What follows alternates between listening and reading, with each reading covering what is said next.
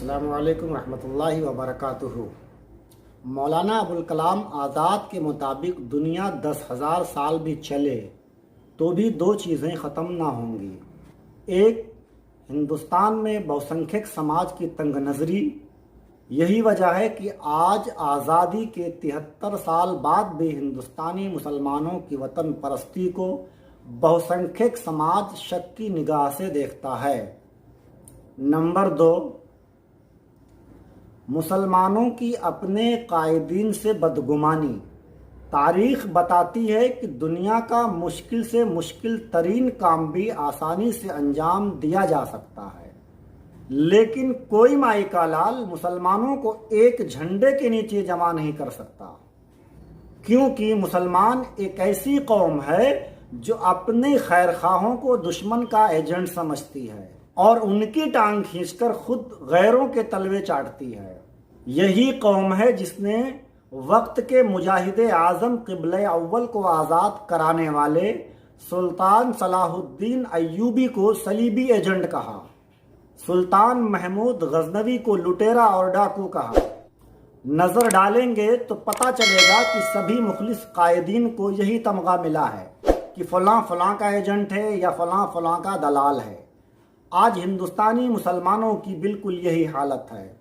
दम तोड़ चुकी मुस्लिम सियासत और क़यादत को दोबारा से ज़िंदा करने की कोशिश करने वाला हर शख्स मुसलमानों की नज़र में गद्दार है और भाजपा का दलाल है। असदुद्दीन ओवैसी जो हर तरह के मुस्लिम मसाइल पर आवाज़ उठाते हैं, 3 तलाक बिल पर कांग्रेस के किशनगंज बिहार से मेंबर ऑफ पार्लियामेंट मौलाना असरारुल हक कासमी जब अपनी ज़बान तक नहीं खोल पाए और दूसरे तमाम मेंबराने पार्लियामेंट बिल की हिमायत कर रहे थे, उस वक्त उस बिल के खिलाफ सबसे मजबूत आवाज़ असदुद्दीन ओवैसी साहब की थी। CAA और NRC मामले में भी जब तमाम सियासी जमातों ने मुसलमानों को बेयार और मददगार छोड़ दिया, उस वक्त भी ओवैसी वाहिद मेंबर ऑफ पार्लियामेंट थे जिन्होंने पार्लियामेंट के अंदर सिटीजनशिप अमेंडमेंट बिल को फाड़ कर उसकी मुखालफत की थी। लेकिन इसके बावजूद ये मुसलमान ओवैसी को बीजेपी का एजेंट कहते हैं।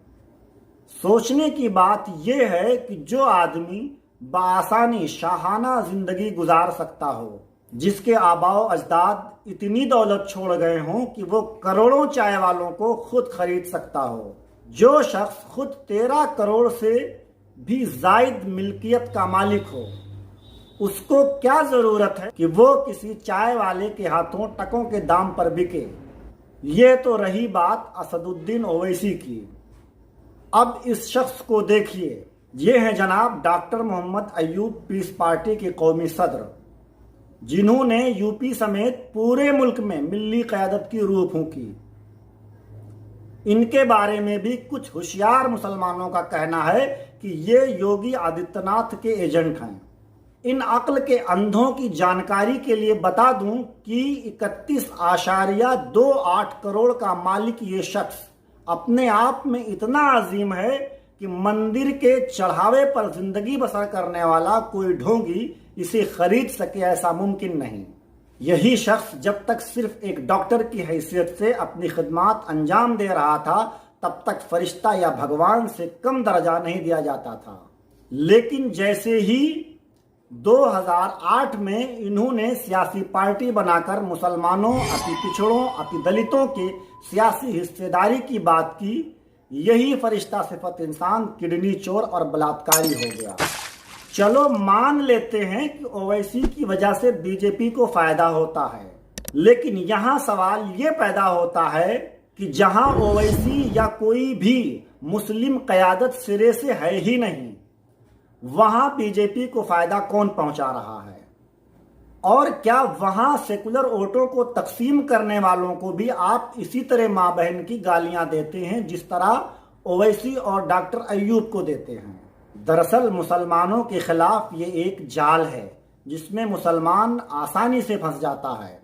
जब जब मुसलमान अपनी महरूमियों के चलते कोई हौसला अफजा कदम उठाने की हिम्मत करता है, तब तब नाम नेहाद सेकुलरिज्म के ठेकेदार भाजपा का खौफ दिखाकर मुसलमानों को ठगने के काम में लग जाते हैं।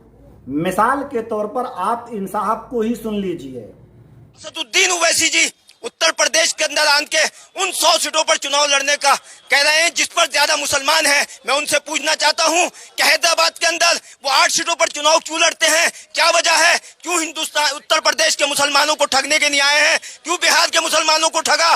क्यों बंगाल में मुसलमानों को ठगा? क्यों बंगाल के मुसलमानों ने तुम्हें वापस बैरंग लौटाया? इसी तरीके से उत्तर प्रदेश का मुसलमान तुम्हें वापस हैदराबाद भेजेगा और आप जाकर हैदराबाद के अंदर अपनी बिरयानी बेचेंगे। देखिए, जिस तरीके से अभी ओवैसी जी मुरादाबाद आए थे काफिला लेकर अपना, हमने उस काफिले के अंदर ये देखा कि जितनी दिल्ली, मेरठ, मुजफ्फरनगर, सहारनपुर, बागपत, बड़ौद, बुलंदशहर, नोएडा और हापुड़, जितनी मतलब ये उत्तराखंड और जना कहाँ की गाड़ियां उन्होंने हायर की थी, किसके पैसे पर? तमाम ये पैसा उन्हें फंडिंग करने के लिए उत्तर प्रदेश के अंदर बीजेपी देने का काम कर रही है। और जिस तरीके से बिहार के अंदर फंडिंग कर रही थी उन्होंने, बीजेपी ने उसको 5 सीटें अगर वहां पर जिता दी बिहार में, तो कितनी 14 सीटें हराकर जो वो करी, तो 14 सीटें हराकर एक सेकुलर सरकार बनने से वहां पर रोक दी गई। मगर पश्चिम बंगाल के अंदर ममता बनर्जी ने वो मर्दानगी का काम किया है। मैं उनकी मर्दानगी को मुबारकबाद देता हूं जिन्होंने वहां पर बीजेपी को धूल चटाने का काम किया है। और उत्तर प्रदेश के अंदर भी उत्तर प्रदेश की आवाम इस भाजपा की सरकार को धूल चटाने का काम करेगी, क्योंकि तंग आई बैठी है उत्तर प्रदेश की आवाम। न रोजगार है, न दवा है। कोरोना के अंदर कितने लोग हिंदुस्तान में ही उत्तर प्रदेश के अंदर मरे हैं, इनके पास कोई सही आंकड़ा नहीं है। दवाइयों का कोई मतलब ये इंतजाम नहीं है, हॉस्पिटल का इंतजाम नहीं है, वेंटिलेटर का इंतजाम नहीं है, और सरकार अपनी वाहवाही और कमर ठुकाने में। इनका तेवर बता रहा है कि ये मिल्लत के हमदर्द कम, किसी के दलाल ज्यादा हैं। इस तरह की मेंटालिटी बताती है कि दरअसल मुसलमान ज़हनी गुलाम हो चुके हैं, सोचने समझने की कुव्वत गंवा चुके हैं। वरना अगर ईमानदारी से गौर करें कि कांग्रेस को पिछले 70 सालों से पाल पोस कर बड़ा किया, कदावर बनाया, बदले में कांग्रेस ने मुसलमानों को क्या दिया? तारीख बताती है कि मुल्क में जितने भी कत्लेआम, फसादात या मुस्लिम नस्लकुशी हुई, उनमें चंद एक को छोड़कर बाकी सब कांग्रेस के दौरे हुकूमत में और उसी की शह पर हुई हैं। हाशिमपुरा, मेरठ, मलियाना, भागलपुर, कानपुर, लखनऊ और दीगर 50,000 से जायद फिरका वाराना फसादात, सभी के तार कांग्रेस से ही मिलते हैं। 2002 गुजरात फसादात के बाद अगर नरेंद्र मोदी को कांग्रेस ने करारे वाकई सजा दी होती तो आज मुल्क की सियासत इस कदर जहरालूद नहीं हुई होती। यह एक कड़वा सच है कि भाजपा और आरएसएस को जन्म देने वाली, दूध पिलाने वाली, तरबियत के मराहिल से गुजारने वाली कांग्रेस पार्टी ही है।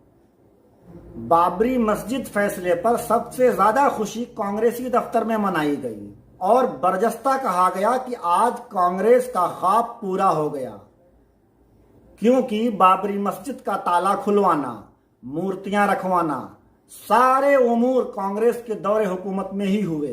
भाजपा ने तो बस राम का नाम बदनाम किया है। यूपी में समाजवादी और मायावती को सींचते कई दहाइयां गुजर गईं, लेकिन बदले में मुसलमानों को क्या मिला? ये वही आजम खान है जिसने अपनी पूरी जिंदगी यादव खानदान पर कुर्बान कर दी, कई बार समाजवादी पार्टी को इख्तिदार तक पहुंचाया, और आज इसी आजम खान को देखने वाला कोई नहीं है। नसीमुद्दीन सिद्दीकी, इनको एक झटके में ही पार्टी से बाहर का रास्ता दिखा दिया गया। शहाबुद्दीन की लाश को अहले खाना के हवाले करवाने के लिए तेजस्वी और उसकी पार्टी के लोग आगे नहीं आए, इसलिए अपने सियासी लीडरों के तई बदगुमानी बंद कीजिए, अपने अंदर सियासी बेदारी पैदा कीजिए, अपनी क़यादत को मजबूत कीजिए और अपने पराये की पहचान कीजिए। जहां 70 सालों तक गैरों को अपनाया, कुछ ही दिन सही अपनों पर भी भरोसा कीजिए। बुरा वक्त आने पर अपने ही काम आएंगे, यही आपके सामने सीना सिपर होंगे, इसलिए इनको सपोर्ट कीजिए। आने वाला वक्त कैसा होगा इसकी फिक्र बिल्कुल मत कीजिए। कामयाबी या नाकामी का मामला रब के हवाले कर दीजिए। गुज़िश्ता दिनों अखिलेश यादव यूपी इलेक्शन में इत्तेहाद की बात कर रहे थे। इशारों इशारों में मजलिस से इत्तेहाद की बात भी कही थी।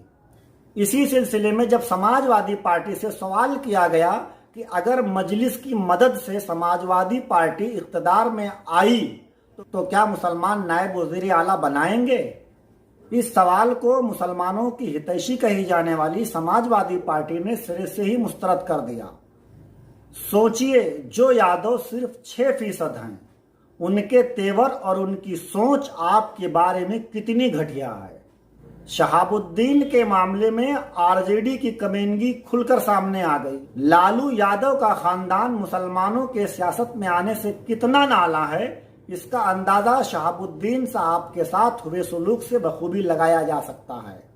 आजम खान को जरूरत के मुताबिक जमकर यूज किया गया और आज उन्हें टिश्यू पेपर की तरह निकालकर बाहर फेंक दिया गया। इसलिए गैरों के बिछाए जाल से बाहर निकलकर अपनी क़यादत को मजबूत करें, ताकि अपनी जिंदगी के मसाइल के हल के लिए गैरों की जानिब ना देखना पड़े। शुक्रिया।